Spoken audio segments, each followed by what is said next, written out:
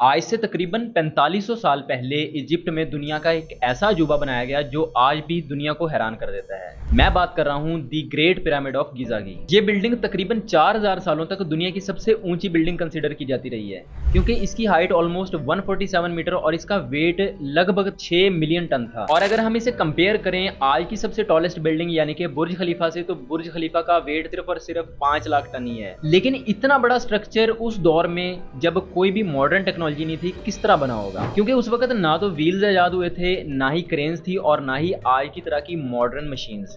लेकिन फिर भी आज तक ये पिरामिड वैसे के वैसे ही खड़े हैं। इन पिरामिड्स को देखकर अक्सर लोगों के मन में एक सवाल पैदा होता है कि क्या पिरामिड्स को सच में इंसानों ने बनाया है या फिर किसी और सिविलाइजेशन ने, जो कि इंसानों से भी ज्यादा एडवांस थी। इस तरह के और भी बहुत सारे सवाल मिलकर बहुत सारी कॉन्स्पिरेसी थ्योरीज को जन्म देते हैं, जो कि आजकल इंटरनेट के ऊपर सर्कुलेट हो रही हैं। लेकिन अगर हम इजिप्टोलॉजिस्ट की माने तो ग्रेट पिरामिड ऑफ गीजा को तकरीबन 2500 BC में बनाया गया था फेरो खुफू के मकबरे के तौर पर, जहां पर फेरो की मम्मी के साथ उसका खजाना, बहुत सारी मूर्तियां, हीरे जवाहरात, उसकी पसंदीदा खाने पीने की चीजें और अक्सर उसके जिंदा जो स्लेव्स हुआ करते थे उनको भी दफना दिया जाता था। क्योंकि कदीम मिस्री आफ्टर लाइफ पर बहुत ज्यादा यकीन किया करते थे और उनका ये मानना था कि ये जितना भी सामान या जितने भी स्लेव्स मम्मी के साथ दफनाए जा रहे हैं, ये आगे चल के आफ्टर लाइफ में सेम एज इट इज फेरो के काम आएंगे। चले अगर हम मान भी लें कि पिरामिड को सच में इंसानों ने बनाया है, तो तकरीबन 20 से 30 हजार स्किल्ड वर्कर्स ने 20 साल तक लगातार काम किया होगा, तब जाकर एक पिरामिड बना होगा।